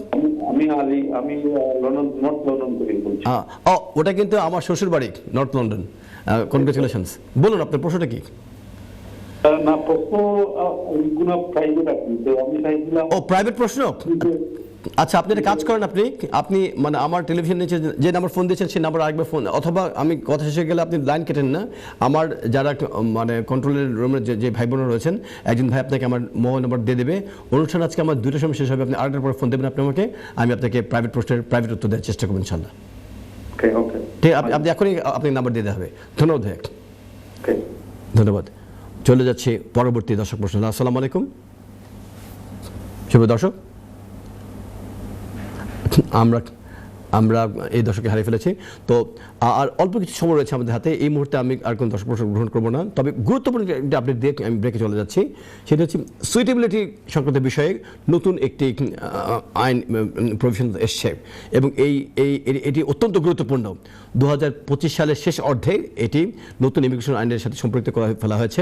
প্রাইভেট অ্যান্ড ফ্যামিলি লয়ের অধীনে যে সমস্ত অ্যাপ্লিকেন্ট ফর ফার্দার লিভ ট্রিটমেন্টের জন্য অ্যাপ্লিকেশন সাবমিট করবেন অথবা এক্সটেনশন অ্যাপ্লিকেশন সাবমিট করবেন, হোম অফিস এখন কনসিডার করবে যে তাদের কোনো অতীতে ক্রিমিনাল কনভিকশনস ছিল কিনা, দ্বিতীয়ত তারা অতীতে কোনো ডিসঅনেস্টি করেছিলেন কিনা, প্রতারণা করেছিলেন কিনা, তৃতীয়ত তারা কোনো ফলস ইনফরমেশন অতীত কোনো অ্যাপ্লিকেশন প্রোভাইড করেছিলেন কিনা, এবং চতুর্থত তাদের কোনো সিরিয়াস ইমিগ্রেশন ব্রিচ রয়েছে কিনা। অর্থাৎ যারা এক্সটেনশন অ্যাপ্লিকেশন সাবমিট করবেন অথবা যারা নতুনভাবে for further leave treatment application submit করবেন, তাদের ক্ষেত্রে যদি অতীতে কোনো ক্রিমিনাল কন্ডিশনস থেকে থাকে, তারা যদি অতীতে কখনো হোম অফিসের সাথে ডিসঅনেস্টি করে থাকেন, ফলস ডকুমেন্ট সাবমিট করে থাকেন, অথবা তারা যদি সিরিয়াসলি কোনো ইমিগ্রেশন রুলস ব্রিচ করে থাকেন, তাদের অ্যাপ্লিকেশনগুলো কিন্তু ভবিষ্যতে ক্ষতিগ্রস্ত হয়ে যেতে পারে, এবং on the base of using suitability তারা কিন্তু অ্যাপ্লিকেশনগুলো রিফিউজ হয়ে যেতে পারে। সুপ্রিয় দর্শক, শুভেচ্ছা আরেকবার। দুঃখিত, আমি আমার ওয়াইফের সাথে সেলফিতে কথা বলছিলাম, তা আমার ওয়াইফ ছিল তো ওকে আমি দেখাচ্ছিলাম আমার এটা দেখতে কীরকম, এই প্লে কার্ডটা দেখতে কীরকম, তো সেটাও আপনাদের সাথে শেয়ার করে ফেললাম। তো বিরতিতে যাবার পূর্বে আমরা বিভিন্ন দর্শক প্রশ্নের উত্তর দেওয়ার চেষ্টা করেছিলাম। একটি গুরুত্বপূর্ণ একটি আপডেট দিকে থেমে গিয়েছিলাম বিরতিতে যাওয়ার আগে, সেটা হচ্ছে যে স্ট্রিক্ট যে অ্যাপ্লিকেশন করা হচ্ছে সুইটেবিলিটি সে সংক্রান্ত বিষয়ে। আজকে কিছুক্ষণ আগে একজন দর্শক আমাকে ফোন দিয়েছিলেন, এক ভাগিনা ফোন দিয়ে বলেছিলেন, আমাকে ধন্যবাদ দিয়েছিলেন। ওনার কেসটি, ওনার অ্যাপিলটি আমি হিউম্যান রাইটস করেছিলাম। একই ডেটে একই দিন ওই হাটন ক্রস ট্রাইব্যুনাল আরেকজন অ্যাপিলেন্টকে আমি সাথে নিয়ে গেছেন, দুটো অ্যাপিল ছিল আমার। তো সেই অ্যাপিলেন্টের হিউম্যান রাইটস ক্লেম ছিল তিনি 20 বছর যুক্তরাজ্যে অবস্থান করছেন। তো যখন তার অ্যাপ্লিকেশন সাবমিট করা হয়েছিল তখন তার ছিল 18 বছর, বাট অ্যাপিল স্টেজে যাওয়ার পর এটি 20 বছর হয়ে গিয়েছিল। আমি কোর্টে দাঁড়িয়ে বলেছিলাম, আমার সাবমিশন কোর্ট অ্যাকসেপ্ট করেছে যে তার 20 বছর হয়ে গেছে, কিন্তু অতীতে তিনি একের অধিক নাম ব্যবহার করেছিলেন, মানে তার নাম ছিল একটা, আবার তিনি একের অধিক নাম ব্যবহার করেছিলেন। এবং এই সংক্রান্ত বিষয়ে তিনি যদিও অতীতে তিনি সিনসিয়ার অ্যাপোলজি করেছিলেন, বাট যেহেতু তিনি একের অধিক নাম ব্যবহার করেছিলেন, এই কারণে নতুন যে আইনটি স্ট্রিক্ট অ্যাপ্লিকেশন সুইটেবিলিটি, ওই যে ফ্রড, ডিসেপশন এবং আপনার false information provided in the first application, এটিকে ব্যবহার করে হোম অফিসের ট্রাইব্যুনাল জাজ কিন্তু হোম অফিস পক্ষ থেকে জোর আবেদন উপস্থাপন করা হয়।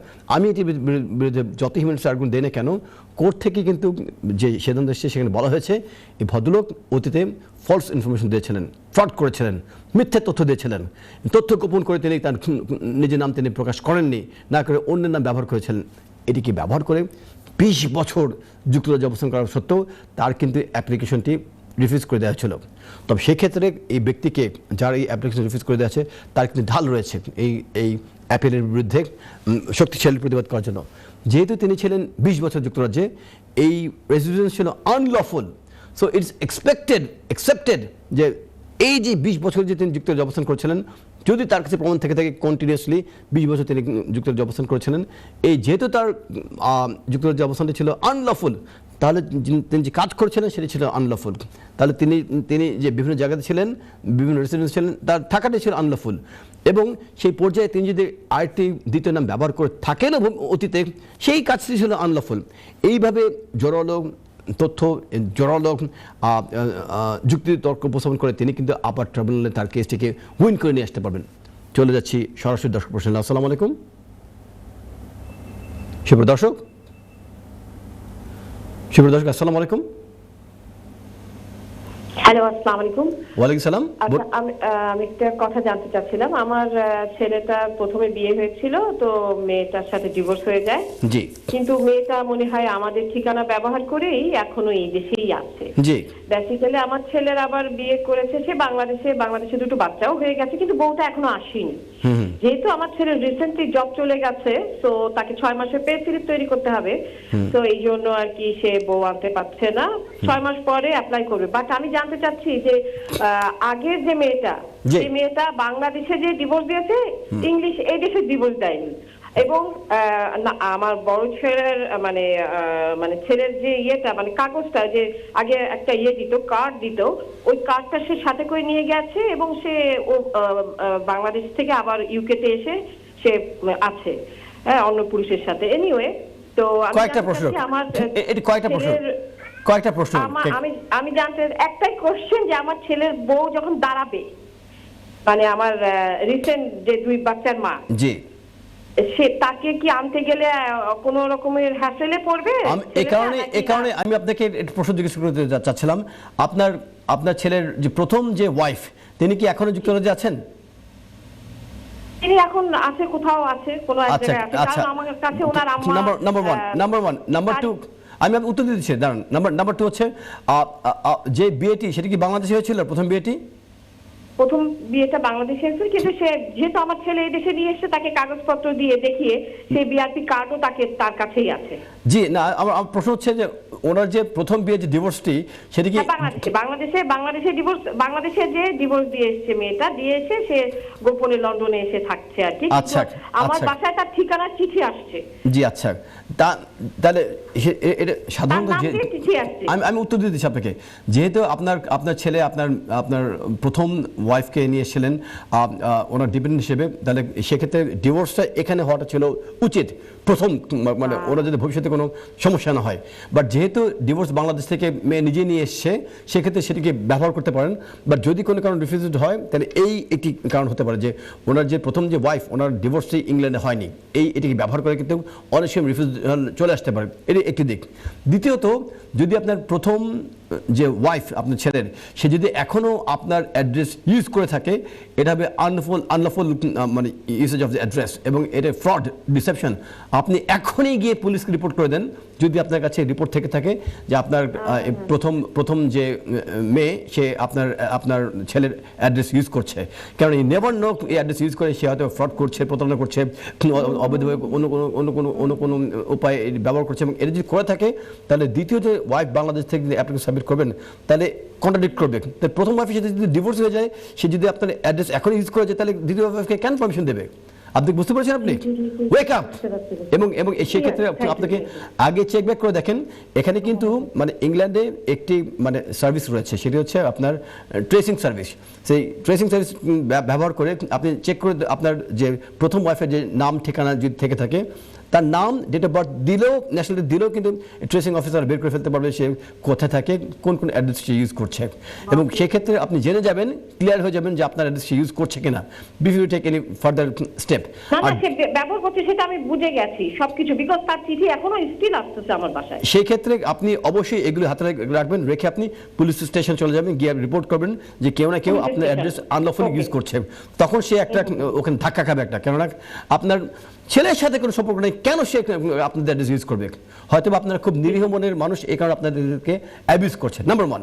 নাম্বার 2, যে ডিভোর্সের কথা আপনি বলেছেন আমাকে, যদি বাংলাদেশ থেকে সে ডিভোর্স সার্টিফিকেট নিয়ে এসে থাকে, এবং যেহেতু সে ডিপেন্ডেন্ট হিসেবে আপনার ছেলের ডিপেন্ডেন্ট যুক্তরাজ্যে অলরেডি প্রবেশ করে ফেলেছে, তার মানে কি সে কিন্তু যুক্তরাজ্যে প্রবেশ করার সময় ইন্টিগ্রেশন অফিসে সে কিন্তু একটি আপনার আগের ম্যারেজ সার্টিফিকেট দিয়েছে।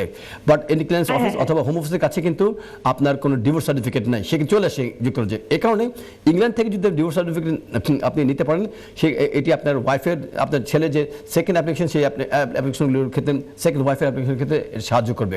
আমি এর অর্থ এই না যে রিফিউজ হয়ে যেতে পারে, but there is a possibility এখান থেকে আসতে পারে। আর থার্ডলি, আপনার ছেলের যে বিয়ে হয়েছে বাংলাদেশে এবং 2টো বাচ্চা রয়েছে, আমি শুভকামনা করছি নতুন বছর প্রারম্ভে ওনার নতুন জীবনটি সুখ হোক। পৃথিবীতে যদি কারোর জীবনে মানে লাইফ পার্টনার যদি মনের মতো না হয়, এর যে কষ্ট, এর যে বেদনা, এর যে যন্ত্রণা, যে সাফার করেছে সে ছাড়া বাইরে কিন্তু কেউ বুঝবে না। এখন আপনার বুঝবে না আসলে, আপনার আপনার ছেলে হয়তো বা সেই সাফারিংটা করে গিয়েছে হয়তো বা, আমি না জেনে বলছি। এখন এখন সেকেন্ড যে ওয়াইফটা যখন ওনার জীবন আসবেন, মেক শিওর সে যাতে মানে আপনার ফ্যামিলিতে, আপনার পৃথিবীতে পরীর সম্মান পায়, রাজকন্যার সম্মান পায়, এবং সে যাতে আপনার ছেলেকে বুঝে যাতে যুক্তরাজ্যে প্রবেশ করে, তাহলে তৃতীয় প্রেমে পূর্ণ বাঁধনে ইনশাআল্লাহ আপনার ছেলের দ্বিতীয় ম্যারেজটি সুন্দর হবে ইনশাআল্লাহ। আমি প্রত্যাশা করছি, শুভকামনা করছি আপনার ছেলের মানে ইন্টারক্লিয়ারেন্সের ক্ষেত্রে। বাট আমি যদি বলেছি আপনি এখন স্টেপ নিয়ে নেন, প্রথম ওয়াইফ যদি আপনার অ্যাড্রেস ইউজ করে থাকে তাকে বের করে ফেলেন সেই অ্যাড্রেস থেকে। সেকেন্ড লোকাল জি, আর সেকেন্ডলি আর কোনো সহায়তা থাকলে আমরা তো আছে এখানে সাহায্য করার জন্য। বাট আমি শুভকামনা প্রত্যাশা করছি ইনশাআল্লাহ। আর কোনো প্রশ্ন? না না জি না ভাই, আমি সব বলতে পেরেছি আমি? জি একদম আলহামদুলিল্লাহ সব বলেছি। Thank you, happy new year আপু। হ্যাঁ, দোয়া করুন আমার জন্য। ধন্যবাদ। ইনশাআল্লাহ। আসসালামু আলাইকুম। ওয়ালাইকুম আসসালাম। ওয়ালাইকুম আসসালাম। আমরা এই মুহূর্তে কোনো কলার নাই, বাট যে জায়গাতে আমি থেমে গিয়েছিলাম যে সুইটেবিলিটি সংক্রান্ত বিষয়ে নতুন যে আইনটি এসছে, যদি কোনো অ্যাপ্লিকেন্টের ক্রিমিনাল কনভিকশন থেকে থাকে, যদি কোনো অ্যাপ্লিকেন্ট অতীতে ডিসঅনেস্টি করে থাকেন, অথবা অতীতে তিনি একের অধিক নাম ব্যবহার করে থাকেন, অথবা তিনি যদি ফলস কোনো ইনফরমেশন অতীত কোনো অ্যাপ্লিকেশন দিয়ে থাকেন, এবং হোম অফিস যদি বের করে ফেলে তিনি ফলস ইনফরমেশন দিয়েছিলেন, ডিসঅনেস্টি করেছিলেন অতীতে, এবং তিনি যদি সিরিয়াসলি কোনো ইমিগ্রেশন রুলস ব্রিচ করে থাকেন, এগুলোকে ব্যবহার করে যখনই কোনো অ্যাপ্লিকেন্ট এক্সটেনশন অ্যাপ্লিকেশন সাবমিট করবেন, অথবা নতুন কোনো অ্যাপ্লিকেশন সাবমিট করবেন for the leave to remain as the dependent of a British citizen, অথবা বাচ্চাদের বাবা মা হিসেবে যদি অ্যাপ্লিকেশন সাবমিট করেন, এইগুলোকে ব্যবহার করে হোম অফিস কিন্তু এখন র্যান্ডাম অ্যাপ্লিকেশন রিফিউজ করছে, অ্যাপিলগুলো ডিসঅ্যালাউ হচ্ছে এই সংক্রান্ত কারণে। অতএব খুব মানে সতর্কতা অবলম্বন করে আপনাদেরকে এই অ্যাপ্লিকেশনগুলো সাবমিট করতে হবে নতুন আইনকে ব্যবহার করে। চলে যাচ্ছি পরবর্তী দর্শক প্রশ্নে। আসসালামু আলাইকুম শুভ দর্শক। হ্যালো, আমরা এই দর্শককে হারিয়ে ফেলেছি। আর আরেকটি বিষয় যে সেটেলমেন্ট সংক্রান্ত বিষয়, অ্যাসাইলাম সিকার ভাই বোনদের ক্ষেত্রে নতুন যে আমরা বিভিন্ন পরিকল্পনার কথা শুনেছি সরকারের পক্ষ থেকে, আলোচনা চলছে, পরিচালনা চলছে, সমালোচনা চলছে। মূল যে আপডেটটি সেটা হচ্ছে এই, অ্যাসাইলাম সিকার ভাই বোন আপনারা হতাশাগ্রস্ত হবেন না। আপনাদের ক্ষেত্রে এখনও কোনো নতুন কঠোর আইন আনা হয়নি। আপনাদের ক্ষেত্রে এমন কোনো আইন আনা হয়নি যে আইনের অধীনে আপনাদেরকে বাধ্য করা হবে যে 5 বছর জায়গায় 10 বছর থাকার জন্য, অথবা 10 বছর জায়গায় 20 বছর থাকার জন্য। 20 বছর পরে আপনারা ইনডেফিনিটলি অ্যাপ্লিকেশন সাবমিট করতে পারবেন। এই ক্ষেত্রে নতুন কোনো আইন আসেনি। আপনাদের ক্ষেত্রে এখনও বর্তমান যে আইনটি রয়েছে সেই আইনের অধীনে আপনাদেরকে প্রোটেকশন দেওয়া হচ্ছে। 5 বছর যুক্তরাজ্যে যারা সাকসেসফুল হবেন তাদেরকে যদি রেফিউজি হিসেবে পারমিশন দেওয়া হয়, 5 বছর পর আপনারা সেটেলমেন্ট অ্যাপ্লিকেশন সাবমিট করতে পারবেন। সেক্ষেত্রে আপনাদেরকে যদি প্রমাণ করতে হবে জেনুইন যারা অ্যাপ্লিকেন্ট, ফেয়ার অফ প্রসিকিউশন, মানে আপনাদের স্বীয় দেশে যদি আপনারা ফিরে যান, তাহলে যে সমস্ত কারণে আপনারা অ্যাসাইলাম ক্লেম করেছিলেন সেই কারণগুলির কারণে, উপস্থিতি জনিত কারণে দেশে ফিরে গেলে আপনাদের লাইফ রিস্কের সম্মুখীন হবে। এটা হতে পারে রাজনৈতিক কারণ, এটা হতে পারে on race, colour, sex, language, religion, 7টি রিজন রয়েছে কনভেনশনের ভিতরে। আরও কয়েকটি রিজন পরবর্তী প্রোটোকলের মাধ্যমে ইনক্লুড করে দেওয়া হয়েছে। এই রিজনগুলো যে কোনো একটি যদি থেকে থাকে তাহলে আপনাদের লাইফ যে হুমকিগ্রস্ত বাংলাদেশে অথবা আপনার সেই দেশে ফিরে গেলে সেই যদি আপনি এস্টাবলিশ করতে পারেন, এখনও নতুন আইনের অধীনে আপনাদেরকে 5 বছরের জন্য থাকার পারমিশন দেওয়া হবে। 5 বছর পরে আপনাদেরকে সরাসরি সেটেলমেন্ট অ্যাপ্লিকেশন সাবমিট করার জন্য অনুমতি প্রদান করা হবে। সুতরাং আপনাদের ক্ষেত্রে এখন কোনো পরিবর্তন আসেনি, আপনারা হতাশাগ্রস্ত হবেন না। আলোচনা চলছে, সমালোচনা চলছে, আলোচনার উল্টো পিঠে পাল্টা আলোচনা চলছে, কিন্তু আপনাদের আইনের ক্ষেত্রে এখনও কোনো পরিবর্তন আসেনি। ধন্যবাদ। চলেছি সরাসরি দর্শক। আসসালামু আলাইকুম শুভ দর্শক। আমরা এই দর্শককে হারিয়ে ফেলেছি। যেহেতু অ্যাসাইলাম নিয়ে কথা বলছিলাম, সেক্ষেত্রে বিএনপি পার্টির যে সমস্ত অ্যাসাইলাম ক্লেমেন্ট যুক্তরাজ্যে অবস্থান করছেন তাদের ক্ষেত্রে গুরুত্বপূর্ণ একটি আপডেট দিচ্ছি। আপনারা জানেন যে 2024 অর্থাৎ 2024 সালের ডিসেম্বর মাসে হোম অফিসের পক্ষ থেকে কান্ট্রি গাইডেন্স একটি রিপোর্ট পাবলিশ করা হয়েছে বাংলাদেশকে কেন্দ্র করে, এবং সেই কান্ট্রি গাইডেন্সের যে এক্সিকিউটিভ সামারি সেখানে বলে দেওয়া রয়েছে যে যারা বিএনপি, জামাত ইসলাম অথবা এই দলীয় কর্মকাণ্ডের সাথে যারা সম্পৃক্ত, তাদের যারা লিডার রয়েছেন তাদের লাইফ বাংলাদেশের দেশে হুমকিগ্রস্ত নয়, এবং এ কারণে এই কান্ট্রির গাইডেন্স এটিকে ব্যবহার করে বিএনপি এবং জাতীয় পার্টি অথবা সমমনা দলীয় দলগুলোর যে সমস্ত অ্যাসাইলাম ক্লেমেন্ট রয়েছেন তাদের অ্যাসাইলামগুলোকে রিফিউজ করে দেওয়া হচ্ছে, তাদের অ্যাপিলগুলোকে রিফিউজ করে দেওয়া হচ্ছে কোর্ট থেকে।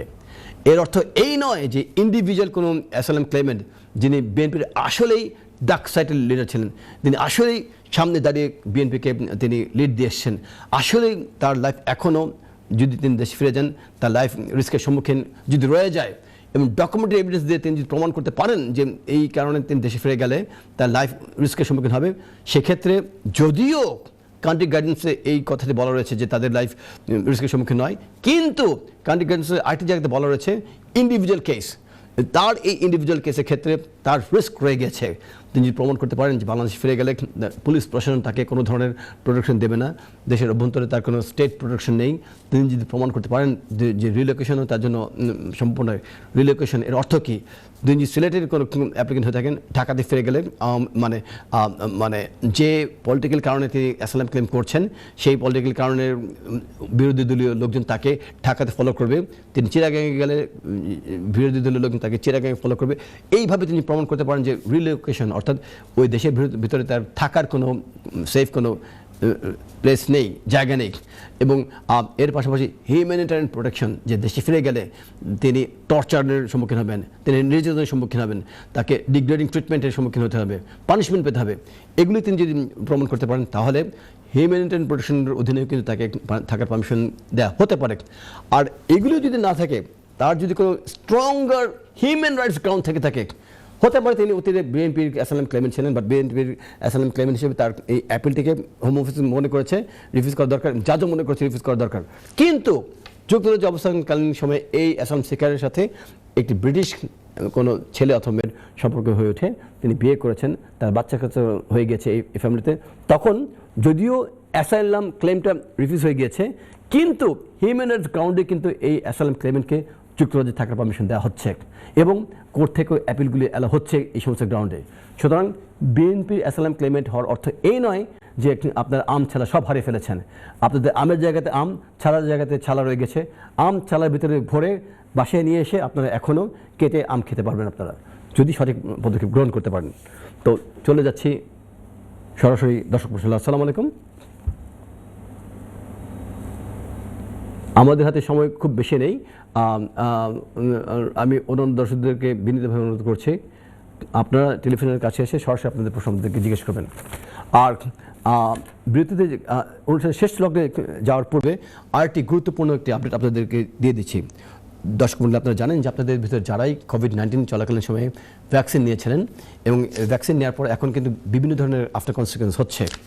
খুব রিসেন্টলি কোর্ট থেকে একটি রায় এসছে এবং এই রায়তে অস্ট্রাজেনিকা যে কোম্পানি যারা কোভিড-19 ভ্যাকসিন প্রদান করেছিল, এবং কোর্টে স্বীকার করতে বাধ্য হয়েছে কোম্পানি যে তাদের এই ভ্যাকসিনগুলো could cause rare side effect, মানে অনেক সাইড ইফেক্ট রেয়ার তৈরি করছে এবং এগুলি বিভিন্ন ধরনের সাইড ইফেক্ট হতে পারে, এবং যদি ব্লাড ক্লট তৈরি হয় এই সাইড ইফেক্টের একটি অংশ হিসেবে, এবং অন্যান্য যে কনসিকুয়েন্সগুলি ডিজিনেস এবং শরীরে অসুস্থতা অনুভব করা, শক্তিহীন অবস্থায় অনুভব করা, হার্টের ভিতরে চেস্ট পেইন করা, চেস্টের ভিতরে মানে হার্টের ভিতরে ব্লাড যদি সার্কুলেট না হয়, বডিতে ব্লাড যদি সার্কুলেট না হয়, হাতে ব্যথা করে, ব্লাড ক্লট হয়ে যায়, এবং মাথায় যদি আপনার ব্লাড ক্লট হয়ে যায়, এগুলো হচ্ছে মানে rare consequence, rare side effect. এই ধরনের যদি কেউ আক্রান্ত হয়ে পড়েন কোভিড-19 ভ্যাকসিন নেওয়ার পর, তাদেরকে সাহায্য করার জন্য ভ্যাকসিন ড্যামেজ পেমেন্ট বলে নতুন একটি স্কিম চালু করেছে সরকার, এবং এই স্কিমটির অধীনে একজন অ্যাপ্লিকেন্ট যিনি এই কোভিড-19 ভ্যাকসিন নেওয়ার পরে এরকম গুরুতরভাবে যে আহত হয়ে গেছেন অর্থাৎ অসুস্থ হয়ে গেছেন, তাকে ওয়ান অফ একটি ট্যাক্স ফ্রি পেমেন্ট করা হবে, যার পরিমাণ হচ্ছে 120,000 অর্থাৎ 120,000 পাউন্ড একটি ওয়ান অফ পেমেন্ট দেওয়া হবে, এবং এটি ট্যাক্স ফ্রি, এবং এটিকে বলা হচ্ছে ভ্যাকসিন ড্যামেজ পেমেন্ট। অতএব যারাই কোভিড-19 ভ্যাকসিন নিয়েছেন তাদের ভিতরে যদি রেয়ার এই যে সমস্যাগুলি যদি হয়ে থাকে, সাইড ইফেক্টগুলি হয়ে থাকে, তারা কিন্তু ভ্যাকসিন ড্যামেজ পেমেন্ট এটির অধীনে, স্কিমটির অধীনে 120,000 পাউন্ড পর্যন্ত জরিমানা আদায় করতে পারবেন।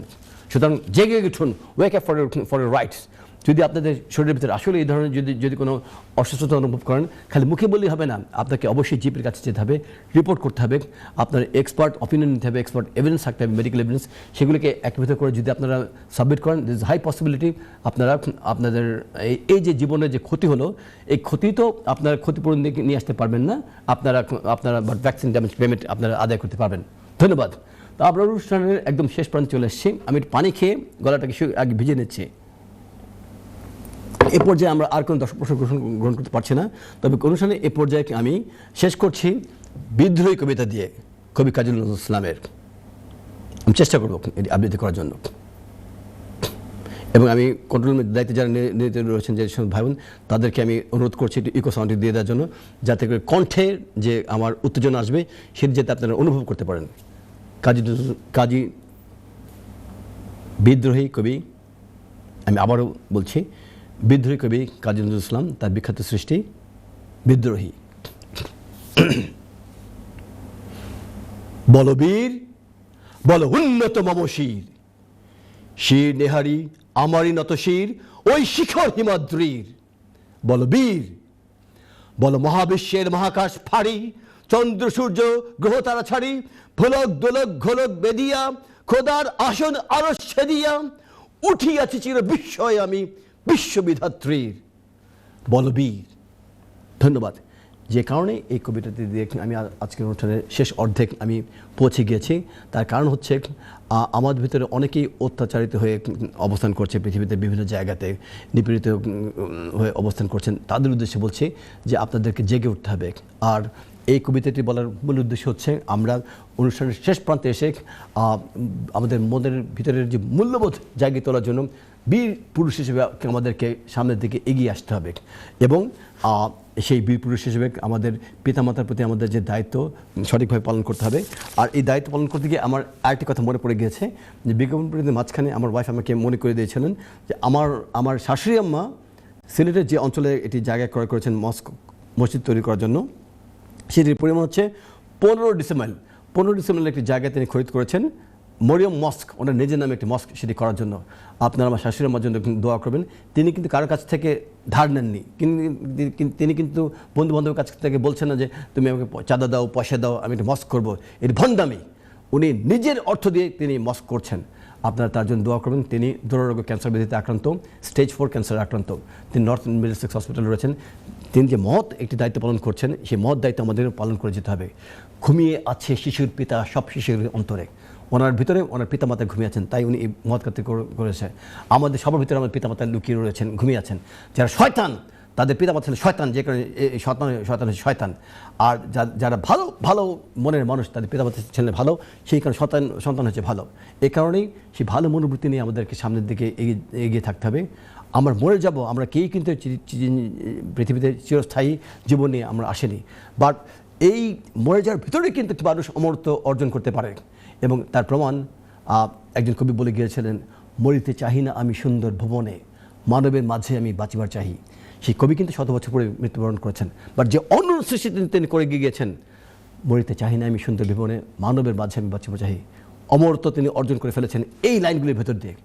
আসুন আমরা প্রতিদিন ভালো ভালো কাজ করে উঠি, বন্ধু বান্ধবের সাথে শয়তানি না করি, এবং যাকে বন্ধু বলেছে তার সামনে আমরা বন্ধুত্ব রক্ষা করবো, তার পেছনে গিয়ে আমরা বন্ধুত্ব রক্ষা করবো, পেছনে গিয়ে কখনই তাকে ছুরি দিয়ে খাই মারবো না। এগুলো হচ্ছে মির্জাফর এবং খসরুল বেগমদের কাজ।